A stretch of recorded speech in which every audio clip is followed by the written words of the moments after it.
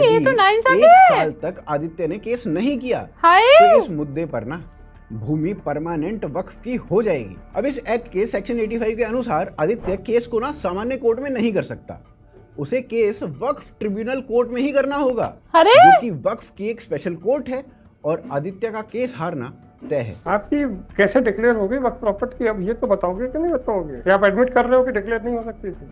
कल को वो कुछ भी सरकारी दफ्तर को कह देंगे कि वक्फ प्रॉपर्टी तो हो जाएगा। मेरा सीधा सा क्वेश्चन है, ब्लंट। भाई साहब आप तो ताजमहल भी ले लो यार, लाल ले लो यार, कौन मना सब कर रहा ले है? लो। या प्यार से क्वेश्चन समझ में नहीं आते आप लोगों को? Hey guys, welcome back to the channel। कैसे हैं आप लोग? I hope you are doing great. So आज की वीडियो में हम रिएक्शन करने वाले हैं, वक्फ बोर्ड के बारे में जानने वाले हैं। इस वीडियो के अंदर वक्फ बोर्ड के बारे में इनका एक वीडियो आया है कि ताज़ा खबर चैनल से, no Muslim can snatch your home now. So पहले क्या मुस्लिम लोग हमारा घर छीन लेते थे क्या? नहीं, ऐसा तो कुछ मैंने सुना नहीं है। वक्फ एक्ट है क्या, वैसे मुझे पता नहीं है इसके बारे में। सो मैं इसके बारे में कुछ भी अभी बोलना नहीं चाहूँगी। पहले वीडियो देखेंगे, उसके बाद सारी बातें करेंगे। वीडियो के लास्ट में मैं बताऊंगी मेरे थॉट क्या है इस पूरे मैटर को लेके। एंड वक्फ बोर्ड का अभी बहुत ज़्यादा नाम उठ रहा है पार्लियामेंट के अंदर एंड बहुत सारी बातें चल रही हैं कि इसमें कुछ चेंजेस लाया गया है। जो मुस्लिम एमपीज है, जो विपक्ष के साइड से हैं, बहुत ज़्यादा आपत्ति जता रहे हैं कि ये नहीं होना चाहिए था, वो नहीं होना चाहिए था। तो इसके बारे में मुझे कुछ पता नहीं था। दैट्स द रीजन कि मुझे लगा कि ऑडियंस में से भी बहुत से लोग जो है इससे अवेयर नहीं होंगे। ये एक्ट क्या है, कब आया, क्यों हुआ, कैसे हुआ, ये सारी चीजें जानेंगे इस वीडियो के अंदर। तो चलो स्टार्ट करते हैं रिएक्शन को। अगर आप चैनल पे पहली बार आए हैं इस तरह की रिएक्शन एंड इस तरह की अवेयरनेस वाली रिएक्शन वीडियो आपको अच्छी लगती है तो चैनल को सब्सक्राइब कर देना एंड वीडियो को लाइक जरूर करना। Let's get into this video. Okay. Waqf board Muslim समाज को दिया गया वो दानव जो इंच दर इंच भारत की भूमि को खा रहा था। अच्छा, आज उस दानव के दांत तोड़ने वाला बिल संसद में पेश हुआ। Thank you very much for giving me the opportunity to raise an objection on this draconian law which is introduced by the government. Bill आते ही इसका विरोध आरंभ हो गया। वक्फ बोर्ड में गैर मुस्लिम को शामिल करने का औचित्य क्या बनता है? पर ऐसा क्या था इस बिल में जिससे इस्लामिक आउटफिट्स दुखी हैं और हिंदू आउटफिट्स नाच रहे हैं? अध्यक्ष महोदय, सच्चाई ये है कि भाजपा अपने हताश, निराश, आप तो कानून चंद कट्टर समर्थकों के तुष्टीकरण के लिए ये बिल लाने का काम कर रही है। वक्फ बोर्ड कैसे खाता जा रहा था पूरे भारत को? वक्फ एक्ट 2024 में वो क्या प्रावधान है जो भारत को बचाएंगे? क्या? और क्या ये बिल पास हो पाएगा? जानने के लिए वीडियो को अंत तक देखें और चैनल को सब्सक्राइब कर लें। यही तो देखने आए हैं। ओके, चैप्टर 1 1995 वो में बिल लाया गया जो वक्फ बोर्ड को आपकी जमीन छीनने से रोक सकता है, वक्फ अमेंडमेंट एक्ट 2024। इस बिल पर बहस शुरू हुई और इस पर कांग्रेस के सांसदों ने विलाप करना शुरू कर दिया। बोले ये तो अनकॉन्स्टिट्यूशनल है, ड्रैकोनियन है। Basically, when we are talking about the constitutions, this bill is a fundamental attack on constitution. Sir, Bhajpa ने कहा कि कांग्रेस ने एक समुदाय को इन फ्रीडम लोगों दे को रखा तो है। हर चीज अब जब कॉन्स्टिट्यूशन उन्हें पे वार ही supernatural लगती है। पावर्स मिली हैं तो हमें तो अमेंडमेंट करना ही पड़ेगा ना। हाँ, असदुद्दीन सुपर ओवैसी ने पावर कहा कैसे कि ये मिली? अमेंडमेंट मुल्क को बांटने के लिए लाया गया है, ना कि जोड़ने के लिए। ओहो। और समाजवादी पार्टी ओवैसी के जी। नेता का तो मेल्ट डाउन ही हो गया। सर, सूबाई हुकूमतों को इख्तियार दिया गया। सर, हिंदू एंडोमेंट में जो कर्नाटका और तमिलनाडु में है वहां कोई मुस्लिम नहीं हो सकता। और 26 में आर्टिकल 26 का वायलेशन है। 4 धाम में ये लिखा हुआ वाज़े तौर पर कि सिर्फ हिंदू होगा। बिहार उड़ीसा में भी यही लिखा हुआ है। पंजाब हरियाणा में गुरुद्वारा प्रबंधक कमेटी में सिर्फ सिख होगा ओनली, और ये उनका अधिकार है जिसको माना गया है। लेकिन मुस्लिम के साथ में यह न्याय क्यों है? तो बेसिकली नेताजी तो ये विलाप इस धर्म बात का पर कुछ कर रहे है? हैं कि अमेंडमेंट के बाद अब नॉन मुस्लिम्स को भी वक्फ बोर्ड का रिप्रेजेंटेटिव वक्फ बनाया जाए। बोर्ड क्या पर मुस्लिम चलिए बिल में धर्म क्या से क्या है जुड़- वो तो हम आगे देखेंगे ही। अब ये बिल आया तो सबकी आंखें उद्धव ठाकरे की ओर थी। भाई पुराने हिंदू है ना, तो इन्होंने कहा कि हम इस बिल पर अभी कुछ नहीं बोलना चाहते, और साथ ही ये भी कह दिया जिस तरीके से वो वक्फ बिल लाया गया है, मैं पूछना चाहती हूँ क्या उनके अलायंस में भी इसके बारे में डिस्कशन हुआ है? क्या जेडीयू और टीडीपी इस वक्फ बिल को देख चुके हैं और क्या उन्होंने अपनी मंजूरी दी है? तो प्रियंका जी जेडीयू साथी है, देखिए। सदस्यों की बात सुनने से ऐसा लग रहा है जैसे यह जो संशोधन लाया गया वक्फ बोर्ड के कानून में, यह मुसलमान विरोधी है। कहां से ये मुसलमान विरोधी है? कौन सा इसका कानून मुसलमान विरोधी बताता है? हाँ, टीडीपी भी साथी है। और हाँ प्रियंका जी, एकनाथ शिंदे वाली शिवसेना, उन्होंने क्या कहा वो तो आप अवश्य ही सुनिए। मुझे लगता है कि इन सभी को वक्फ पे कुछ अच्छा डेवलपमेंट हो, अच्छे स्कूल्स बने, कॉलेज बने, अस्पताल बने, ये इनको नहीं चाहिए। इनको सिर्फ जो है वोट बैंक जो है, ये वोट बैंक खुश करने के लिए, एक समाज को खुश करने के लिए जो है यहाँ पर इस बिल का विरोध कर रहे हैं। ये अच्छा था गुरु, क्योंकि जो लोग वैसे बिल है क्या बोलते रहे कि राम मंदिर के स्थान पर स्कूल, कॉलेज, हॉस्पिटल बनवा दो, आज वही लोग वक्फ को जमीन दिलवाना चाहते हैं। पर चलिए अब प्रश्न ये है कि इतना बवाल हो क्यों रहा है इस बिल पर, और इस बिल में ऐसा क्या है जो मुस्लिम समाज के विरोध में जाता है। क्या वक्फ की जमीन छीनी जाएगी या वक्फ ही आपकी जमीन छीन रहा था? तो उसे समझने के लिए ना वक्फ बोर्ड का संक्षिप्त इतिहास समझना पड़ेगा। जमीन चलिए वही समझते हैं। तो 1947 में देश स्वाधीन हुआ। भारत से मुस्लिम समुदाय पाकिस्तान गया और उनकी प्रॉपर्टी यहीं छूट गई। इसमें से काफी संपत्ति को नेहरू जी ने वक्फ की संपत्ति घोषित कर दिया। 1954 में नेहरू जी की सरकार वक्फ कानून लेकर आई वक्फ की रक्षा करने के लिए। इससे हर राज्य का एक वक्फ बोर्ड बन गया और यहाँ से वक्फ बोर्ड एक ऑफिशियल बॉडी बन गई। पर असली काम किया वक्फ एक्ट 1995 ने। क्या था इस एक्ट में? तो इस एक्ट के अनुसार वक्फ बोर्ड किसी भी संपत्ति को अपनी संपत्ति घोषित कर सकता था, केवल एक कौन लाया के आधार पर। और इस सर्वेक्षण को ना वक्फ के ही लोग करते थे। पर कैसे? एक कहानी से समझाता हूँ। सलीम और आदित्य दो लोग हैं, दोनों आसपास ही रहते हैं और दोनों के पास कुछ भूमि है, पर भूमि की मैपिंग के रिकॉर्ड्स नहीं है। ऐसे में सलीम आदित्य की भूमि को वक्फ डिक्लेयर कर देता है, ये कहते हुए कि ये भूमि कब्रिस्तान की भूमि है, और स्वयं को उस भूमि का वक्फ ट्रस्टी घोषित कर देता है। बस इतना करके एक भूमि को वक्फ बोर्ड की भूमि बनाया जा सकता है। इसके बाद सलीम को इस भूमि को वक्फ के पास रजिस्टर करवाना पड़ता है और भूमि वक्फ की हो जाती है। अब वक्फ बोर्ड को ना आदित्य को नोटिस भी नहीं देना है कि अब ये भूमि जो आदित्य की थी वक्फ की हो गई है। यदि तो फिर भी आदित्य को कैसे ना कैसे पता चल गया कि उनकी जमीन लूटी जा चुकी है और ये तो नाइंसाफी है। 1 साल तक आदित्य ने केस नहीं किया तो इस मुद्दे पर ना भूमि परमानेंट वक्फ की हो जाएगी। अब इस एक्ट के सेक्शन 85 के अनुसार आदित्य केस को ना सामान्य कोर्ट में नहीं कर सकता, उसे केस वक्फ ट्रिब्यूनल कोर्ट में ही करना होगा, जो कि वक्फ की एक स्पेशल कोर्ट है और आदित्य का केस हारना तय है। वक्फ एक्ट 1995 के इन्हीं पैतरों को यूज करते हुए वक्फ बोर्ड कितने ही हिंदुओं के गांव, घर, जमीन, मंदिर कब्जा कर चुके हैं और जिसे ना हम आगे देखेंगे भी। पर अभी ये जानते हैं कि वक्फ एक्ट 2024 इस राक्षस की नाक में नकेल कैसे डाल रहा है। अरे बाप रे। 2024। देखिए वक्फ एक्ट 1995 में क्या क्या कांड हो रहे थे ये जानना आवश्यक था, ये जानने के लिए कि वक्फ एक्ट 2024 आपको किन मुसीबतों से बचा रहा है। इस एक्ट को संसद में प्रेजेंट करने से पहले 40 संशोधन किए गए हैं, जिनमें से सबसे मुख्य मैं आपको बताता हूं। इस एक्ट के अनुसार अब वक्फ बोर्ड ये निर्णय नहीं ले पाएगा कि कोई भूमि वक्फ की संपत्ति है या नहीं। ये निर्णय डिस्ट्रिक्ट कलेक्टर का होगा।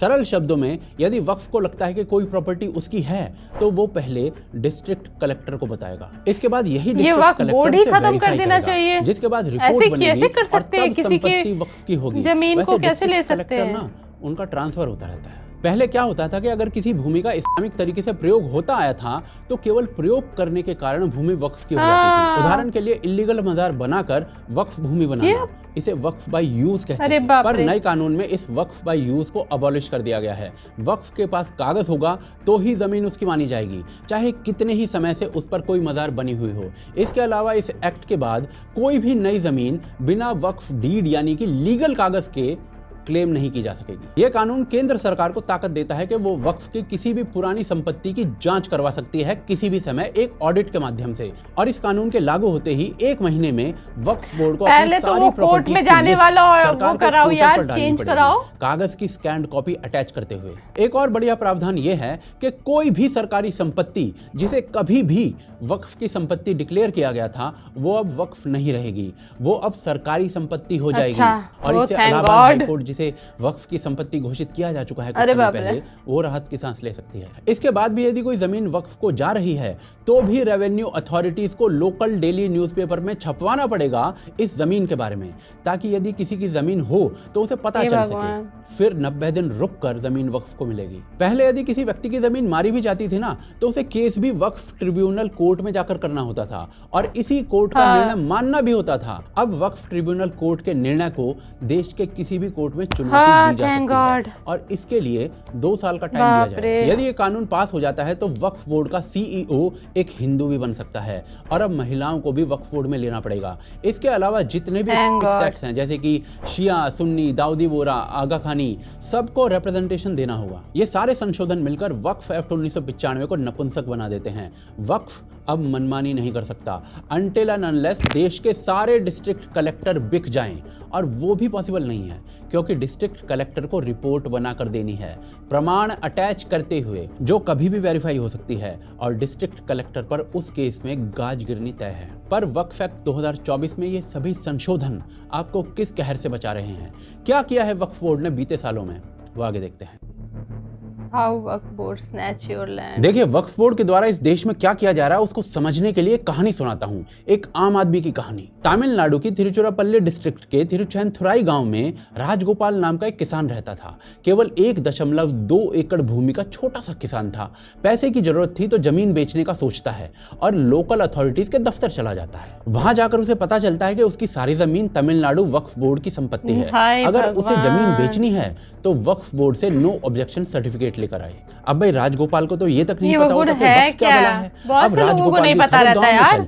गांव वाले अपनी अपनी जमीन चेक करते हैं तो पता चलता है कि पूरा गांव ही वक्फ की संपत्ति बन चुका है। इसी गांव में इस्लाम के जन्म से पहले बना 1500 साल पुराना एक मंदिर भी था, वो भी अब इस्लामिक वक्फ की संपत्ति था और ये लोग कुछ नहीं कर सकते थे। और ऐसे ना अनेक उदाहरण दिए जा सकते हैं। 2022 में आंध्र प्रदेश के एक गांव की 1600 एकड़ से अधिक की भूमि को वक्फ की संपत्ति घोषित कर दिया गया। 2022 में ही हरियाणा के गुरुद्वारे की भूमि पर वक्फ बोर्ड ने स्वामित्व जमा लिया और बड़ी बात यह थी कि प्रशासन ने मान भी लिया। 15 जुलाई 2022 को एक शिव मंदिर को वक्फ की संपत्ति घोषित कर दिया गया। इसी प्रकार दिसंबर 2021 में बेट द्वारका, भगवान कृष्ण की नगरी, उस पर सुन्नी वक्फ बोर्ड ने अधिकार घोषित कर दिया।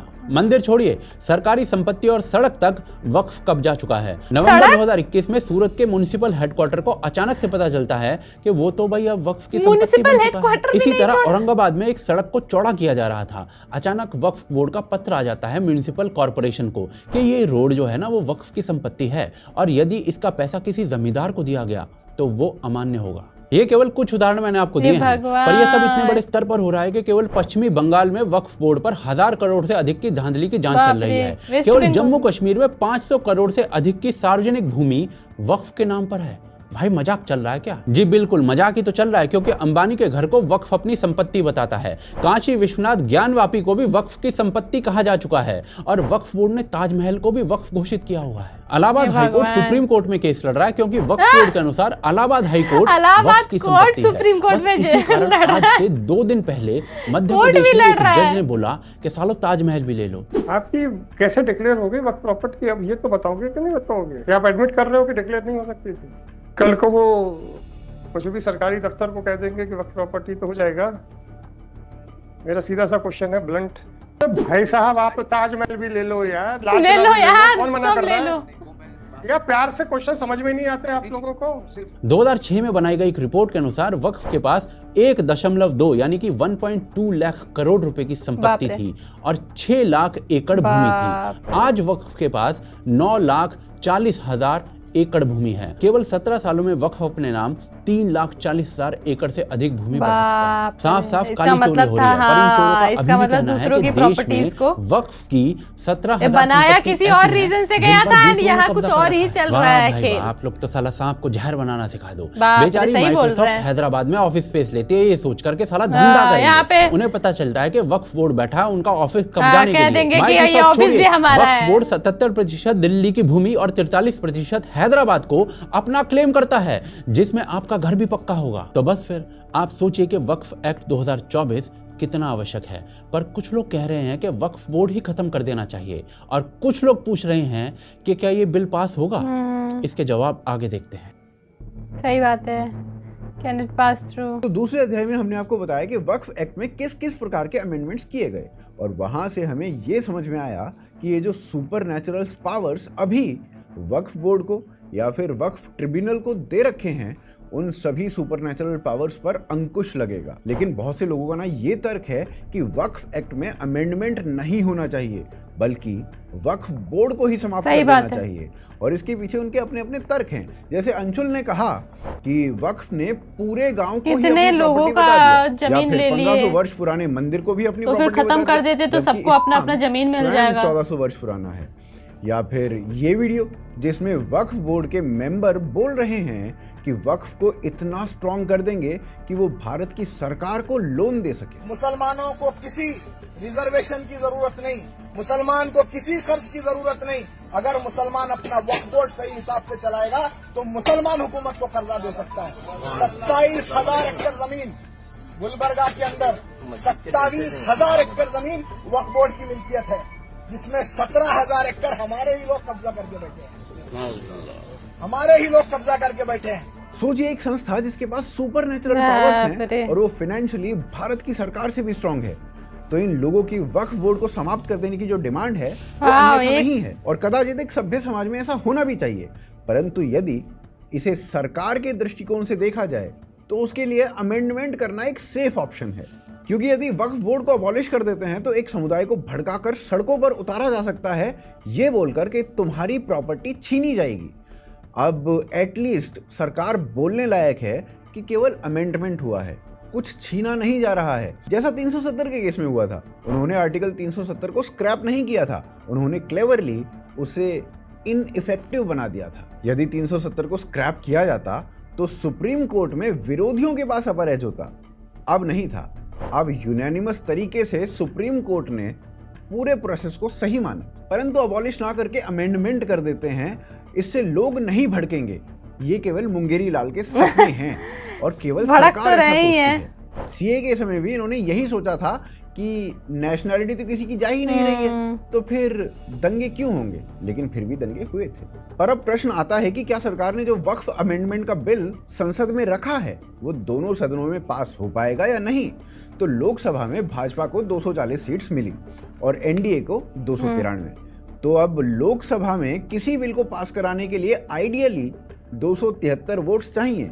तो भाजपा के पास तो इतने वोट्स नहीं हैं, उन्हें अपने घटक दलों जैसे टीडीपी या जेडीयू इनसे बात करनी पड़ेगी। जेडीयू और टीडीपी दोनों ने ही अपना अपना सपोर्ट इस बिल को दिया है। चिराग पासवान का सपोर्ट तो आ ही जाएगा और शिंदे वाली शिवसेना ने भी अपना सपोर्ट इस बिल के समर्थन में दे दिया है। तो लोकसभा में तो बिल पास हो ही जाएगा। अब आते हैं राज्यसभा में। तो राज्यसभा में टोटल सीट्स हैं 245, 123 वोट्स बिल पास कराने के लिए चाहिए और भाजपा के अपने 86 मेंबर्स हैं। लेकिन एनडीए को मिलाकर ये संख्या हो जाती है 106 की। अब 106 से ये संख्या 123 कैसे पहुंचे?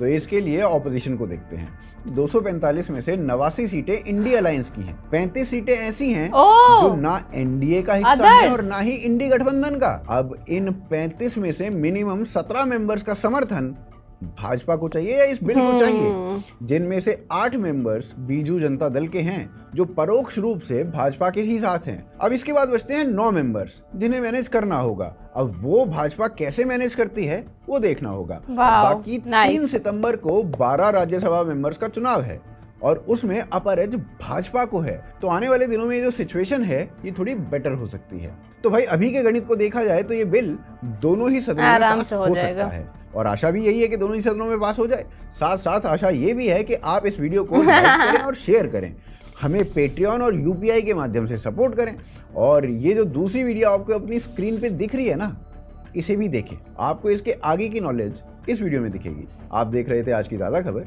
जय हिंद। We found Rahul Gandhi caste. अरे बाप रे, क्या क्या वीडियो बनाते हैं यार, ये काफ़ी सही तरीके से समझाई इन्होंने, इसके लिए मैं क्लैपिंग करना चाहूँगी। बहुत अच्छे तरीके से सजा के बताया, पहले बताया कि वक्फ बोर्ड क्या कर रहा था, क्या क्या चीज़ें हो रही थी, कैसे एक एग्जाम्पल से समझाया कि क्या है ये वक्फ बोर्ड, ये सारी चीज़ें समझाई। एंड देन उन्होंने बताया कि कितना ज़्यादा सीरियस है एंड इसके अंदर क्या क्या चेंजेस करे जा रहे हैं जिससे कि ये अबॉलिश तो नहीं हो रहा है। जितनी संपत्ति ले चुका है वो उतनी संपत्ति उसके पास अभी भी रहेगी, लेकिन उससे ज़्यादा वो ग्रैब करने जैसे वो कर रहा था तो वो तो एक दिन तो ऐसा था वो पूरे इंडिया को ही कहता कि ये हमारा है, सब पूरा हमारा ही संपत्ति है और तुम लोग निकलो यहाँ से, हमारी संपत्ति पे बैठे हो, तुम लोग। तो भाई ये चीज़ तो गलत है ना, एक तबके को इतना ज़्यादा पावर दे देंगे तब तो फिर वो सुपर पावर, सही बात है इन्होंने जो वीडियो के अंदर बोला कि सुपर पावर बना दिया था, तो सुपर पावर बनाने का पीछे मतलब कुछ ना कुछ तो होगा, क्योंकि यार 1995 में किसने ऐसे किया था यार? कौन थे ऐसे लोग जो इस तरह का बिल लेके आए, इस तरह का बिल पास भी करवा दिया, एक तबके के लोगों को इतना ज़्यादा पावर दे दिया कि लोग किसी की भी ज़मीन ले रहे हैं, कुछ भी कर रहे हैं, मतलब कोई चेक भी नहीं कर रहा है कि भाई हमारी ज़मीन हमारी है भी या नहीं। ये चीज़ तो मतलब लोगों को लगता है कि चलो हमने ज़मीन खरीदी हमारी ही होगी, कौन ले लेगा, ऐसे कैसे, हमारे पास कागज़ है, हम कैसे ऐसे कैसे ले लेंगे, और फिर पता चलता है कि ऐसे हो गया। तो ये चीज़ तो बहुत ही ज़्यादा डराने वाली है एंड ये चीज़ बहुत ज़रूरी था। एंड यहाँ पे कैसे ये विपक्ष के लोग बोल रहे हैं कि मुस्लिम के ऊपर अटैक किया है, ये है वो है, ये बिल लाके जो है वो खुश कर रहे हैं। अरे यार ये कितना ज़रूरी है। एंड बीजेपी जो कर रही है वो एक एक चीज़ जो ज़रूरी है एंड जो अब तक नहीं किया गया, पीछे कुछ टाइम में बहुत सारी चीज़ें जो थी वो इतनी ज़्यादा गड़बड़ थी। सोचो कोई कंपनी अगर बिजनेस भी करने आएगी एंड वो अपना कंपनी खोलेगी, यहाँ पे ऑफिस खोलेगी एंड वहाँ पे वक्त बोलेगा कि नहीं ये हमारी संपत्ति हो गई है आपकी ऑफिस, वो इतना पैसा लगाया, ऑफिस बनाया एंड उसके बाद फिर तो कोई बिजनेस ही करने नहीं आएगा इंडिया में यार। तो इसके सीरियसनेस समझो एंड कैसे ये लोग इतना ज़्यादा डिफेंड करते हैं ना, मतलब गलत चीज़ को भी कैसे डिफेंड करते हैं भाई, कितना मतलब इनके अंदर कितनी ज़्यादा गट्स होती है, उनको कैसे, क्या ही मैं बोलूँ, छोड़ो जो भी है। तो मुझे तो ये बिल बहुत ही अच्छा लगा। आपको कैसा लगा कमेंट करके जरूर से बताना एंड आपको क्या लगता है ये बिल पास होना चाहिए या नहीं, ये भी जरूर से कमेंट करना, विचार रखिएगा कमेंट के अंदर, मुझे काफ़ी खुशी होगी। तो चलिए मैं इस वीडियो को एंड करूँगी। अच्छा लगा होगा ये वीडियो, अगर अच्छा लगा होगा तो वीडियो को एक लाइक कर देना, शेयर करना अपने दोस्तों के साथ एंड उनको भी दिखाना कि ये वक्फ बोर्ड आखिर क्या भला है, बीजेपी जो है वो कैसे हमें बचा रही है, कैसे डील कर रही है। एंड सिर्फ और सिर्फ हिंदुओं को नहीं, मुस्लिमों के भी कई जो ज़मीन है वो भी वो ले चुकी होगी अब तक, तो पता नहीं कितने लोगों का ज़मीन ले चुकी होगी, तो मुझे तो नहीं पता ये चीज़, लेकिन हाँ ये चीज़ है कि इससे एक तबके के लोग नहीं बचेंगे, इससे सारे तबके के लोग बचेंगे, हिंदू, ईसाई, मुस्लिम, सारे तबके के लोग बचेंगे। जो भी इंडिया के अंदर जो भी धर्म के लोग रहते हैं वो सभी लोग बचेंगे, क्योंकि ये तो गैर कानूनी ढंग से ये ज़मीन को स्नैच कर रहे थे। इन्होंने जो थंबनेल पे लिखा था एंड जो टाइटल में लिखा था, मुझे ऐसा लगा कि कोई हमारा घर कैसे छीन सकता है, मुस्लिम हमारा घर कैसे छीन सकते हैं, लेकिन अब तो मुझे लग रहा है कि इन्होंने बिल्कुल सही थंबनेल लगाया, बिल्कुल सही टाइटल लगाया है। तो आपको क्या लगता है कमेंट में जरूर से बताएगा। आप लोगों के लिए इसी तरह की अवेयरनेस वाली वीडियोस लेके आती रहूंगी। तो मुझे इजाजत दीजिए, मैं मिलती हूँ नेक्स्ट रिएक्शन में, तब तक के लिए thanks for watching my video guys, bye bye.